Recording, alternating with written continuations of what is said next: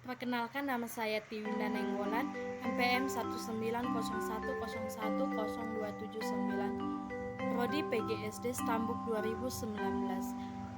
Saya dari kelompok 6 akan menjelaskan tentang tujuan pembahasan dan menerangkan perjuangan melawan penjajah dari penduduk Belanda.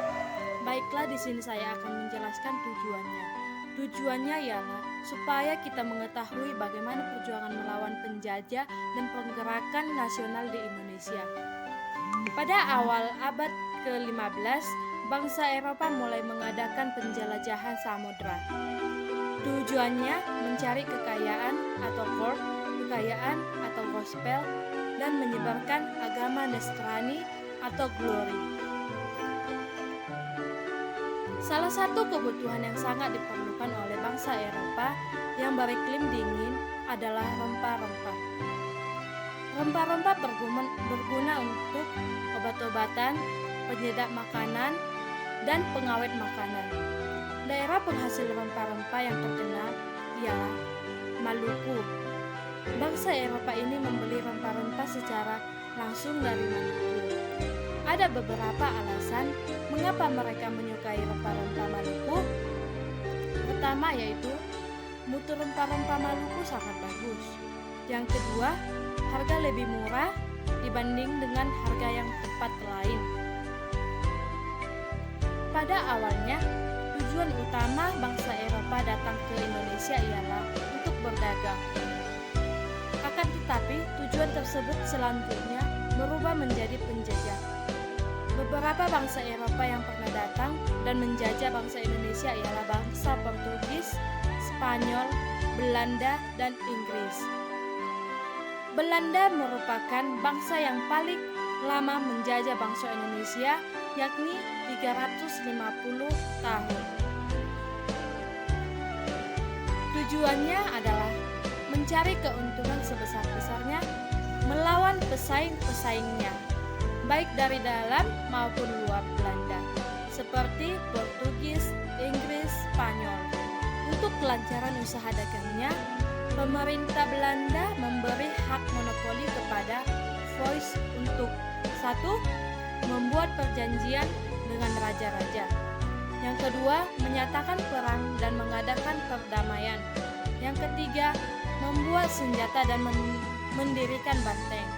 Keempat, mencetak uang. Dan yang kelima, mengangkat dan memberhentikan pegawai. Menjelang abad yang ke-19, keadaan keuangan Foix semakin memburuk, sehingga Foix mengalami kebangkrutan. Akibatnya, pada tanggal 31 Desember tahun 1799, Foix dibubarkan. Kekuasaan Foix diambil alih oleh pemerintah Belanda. Pada akhir abad ke-18, terjadi perubahan politik di Eropa. Pada tahun 1806, Napoleon Bonaparte atau Kaisar Prancis berhasil menaklukkan Belanda. Napoleon kemudian mengubah untuk negara Belanda dari Republik Gubernur Jenderal Belanda di Indonesia.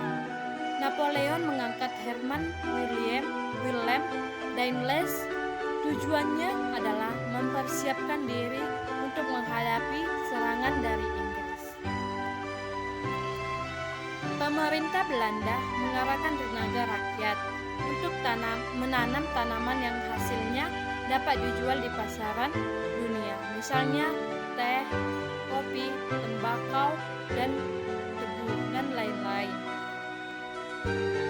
Dan tanam paksa menimbulkan penderitaan bagi rakyat. Beban yang harus dialami rakyat semakin berat, hasil pertanian semakin turun. Bencana kelaparan terjadi di mana-mana. Tidak sedikit rakyat Indonesia yang mati kelaparan. Sebaliknya, sistem tanam paksa ini sangat menguntungkan Belanda. Kas negara yang terjadinya kosong kini terisi kembali. Semua hasil tanam paksa diangkut ke Belanda. Aturan tanam paksa tersebut sebagai berikut, yaitu 1. Penduduk wajib menyediakan 1/5 dari tanahnya untuk ditanami tanaman yang laku di pasaran Eropa. Yang kedua, tanah yang dipakai untuk tanaman wajib, tanah ini dibebaskan dari pajak tanah. Yang ketiga, hasil tanaman wajib tanam itu harus diserahkan kepada pemerintah Belanda. Yang keempat, kerusakan-kerusakan yang tidak dapat dicegah oleh petani menjadi tanggungan pemerintah. Yang kelima, pekerjaan yang dilakukan untuk menanam tanaman wajib tidak boleh melebihi pekerjaan yang diperlukan untuk tanaman padi. Yang keenam, mereka bukan petani harus bekerja 66 hari dalam setahun untuk pemerintahan Belanda. Akibatnya, pelaksanaan tanaman paksa, penderitaan yang dialami bangsa Indonesia semakin bertambah.